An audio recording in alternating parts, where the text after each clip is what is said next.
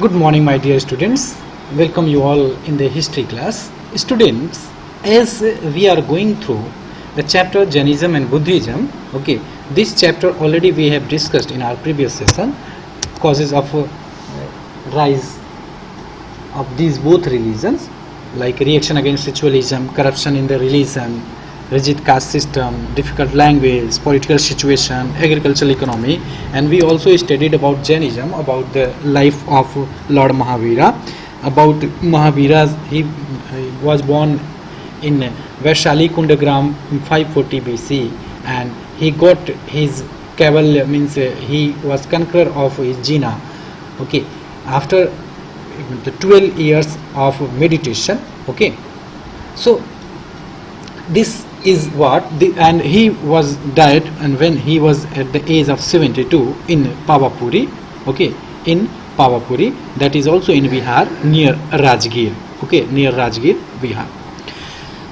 We have also seen about that moksha was his teaching, and we have also seen about that about ahimsa. Okay, our next teaching what he taught is about three ratnas. Okay, three ratnas, doctrine of Jainism, three ratnas. So let's understand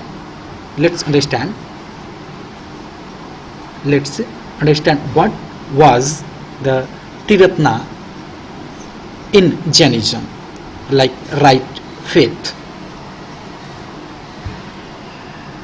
So right faith, first Triratna means three jewels, three gems of Jainism is called Triratna. Right faith, first is right faith, means if you believe in God, then believe it well. Like in a religion, if you believe in a religion, so you should believe well. Okay, you should believe well, means you should have a right faith. You should have a right faith. Next one is what? Next one is right knowledge. Right knowledge. Okay, what is this? Just understand. Means you should have right knowledge. You should have right knowledge. What is good, what is bad, that you should know. That you should know. Okay. And if you know what is bad, what is good, you will commit for the good things. And that means you are doing good. And this good doing is called right conduct. It means it is right conduct, where if you know what is good, what is bad, and you choose to do good things, that means right conduct. So three ratnas, three gems of the three jewels of Jainism. First right faith, second right knowledge, and third right conduct. Clear? So ahimsa we have seen, ahimsa also, and we have seen moksha also. Moksha was what? Moksha was freedom from cycle of birth and death. Okay. Then we have seen about the three ratnas. He believed, how can you get moksha? He said that if you want to get moksha, freedom from cycle of birth and death, so you have to attain good karma. Means what you will do for others, others will also do same. Means if you do good, so good will be done to you also. People, they return, means like God also. Even that Jainism did not believe in God, but what we do, it is said that we have to face. If we are doing good, so good things will happen with us, and if bad, then bad things will happen. Clear? So this was the main, means one way which you can say that according to that Jaina believed that we can get moksha. Moksha means salvation, freedom from cycle of birth and rebirth. And they said this can be achieved only by leading and ensuring life based on non-violence, self-denial, and three ratnas, right faith, right knowledge, and right action, and also non-violence, and also attaining that getting these three ratnas. Clear? We are getting equality. We are getting equality in Jainism and Buddhism too, because people, they choose these religions. Why? Because they were getting equality. Because they were getting what? They were getting equality. Clear? That's why people, they choose to live in Jainism and Buddhism. Clear? The Jainism also believed in eternal soul. It means Mahavira, Lord Mahavira, he said that immortality of the soul, like Atma, you are knowing, no? Atma, which said soul. Immortality means our body dies, but our soul never dies. He said that the body dies but not the soul, and soul will be changed. We will get another life in another type of like animals, like in plants, in insects, but our soul is immortal. Our soul is immortal. About moksha, already I have told you about salvation. Okay, Jaina believes in moksha, salvation, that is freedom from cycle of birth and rebirth. He also said this can be achieved by assuring non-violence. Okay, by assuring moksha, we can get freedom from cycle of birth and death. And for that, there was need to get three ratnas too. He also believed in penance. That is what? That is that hard means meditation. One kind of hard meditation means if you want to make your God happy. Although Jaina did not believe, but he said that if you, means Mahavira, Lord Mahavira, he said, if you believe in penance, if it means one method was there, Sallekhana. In that people, they did not, they means fasting, you are knowing fasting. It was one kind of fasting. And sometimes it became so extreme that people, they died in fasting. Clear? So he believed in penance also. As already I had told you people, rise of what was the reason between spread and that people, they accepted this religion because local dialect was there. Okay, local dialect means language was very local. Royal patronage means kings, they also supported, and it was appeal, one kind of appeal to the people to follow, and different saints like Jainism, like Mahavira was there. That's why. Clear? So we have seen Jainism. What we have seen, let's see once. In Jainism, firstly we had seen this sources, Angas books of Jainism. Okay, Tipitaka's books is Buddhism. Causes for rise and Buddhism. You have seen reaction against ritualism. This we have seen. Then Jainism's life of Mahavira. Then Triratnas. Then karma. We have seen equality. We have seen internal soul means immortality of soul. Then moksha we have seen, and believe in penance we have seen. And what was causes for the spread of Jainism? Local dialect, royal patronage, sent and appeal to the people. Our next topic is Buddhism. Our next topic is what? Buddhism. So let's understand this topic well. Buddhism, remember, what was difference between Jainism and Buddhism? Jainism was not founded by Vardhamana Mahavira, because Vardhamana Mahavira was 24th number of Tirthakara. But Buddhism was founded by Mahavira. Lord Gautam Buddha. Okay, it was founded by Gautam Buddha. What is Buddhism? Buddhism, it is said, it is one religious movement, one religion, and it was one midway between Hinduism and Jainism.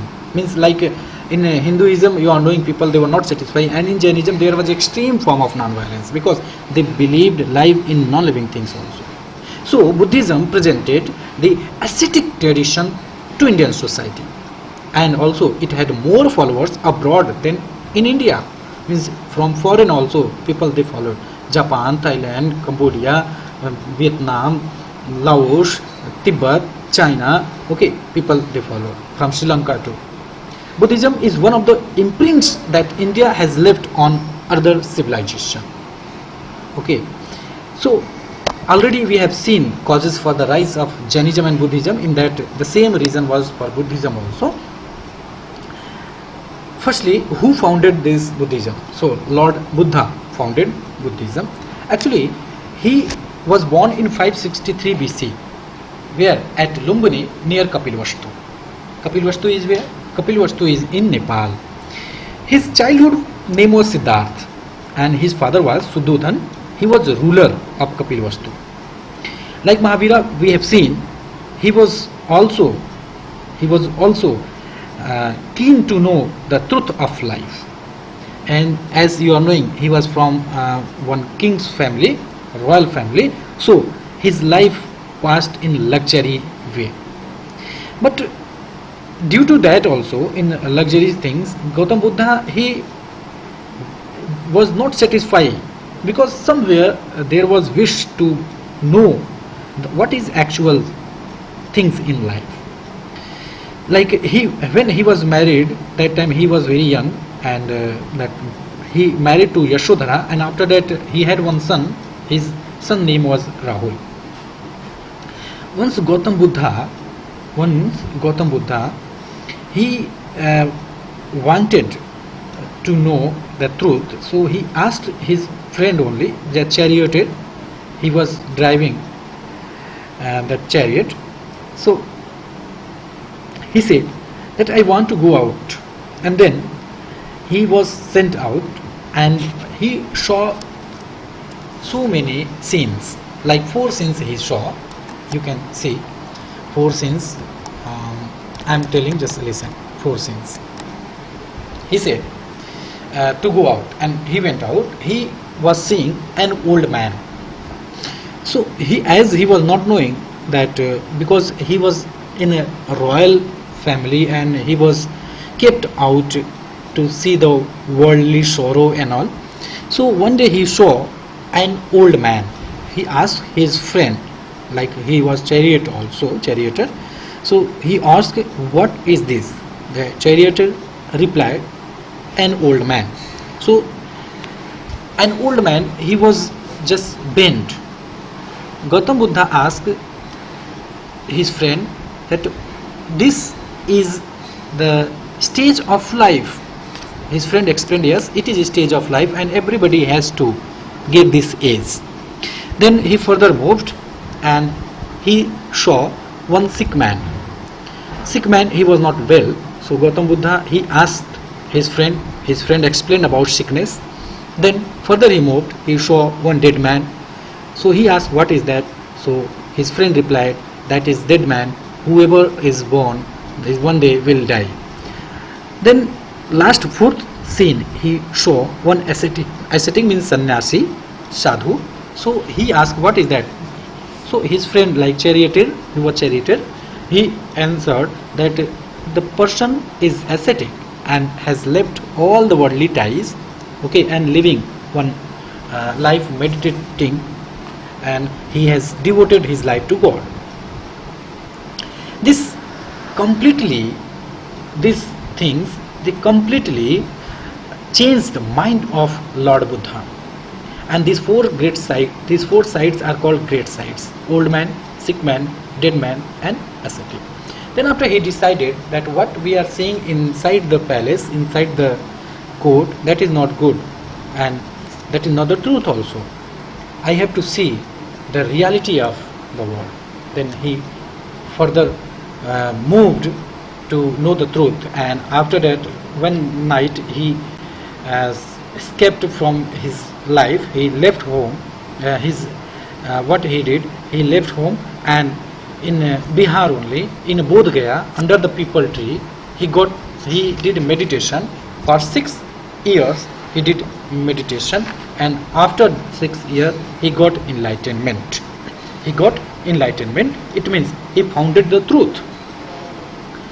So this is called Dharma Chakra Pravartan.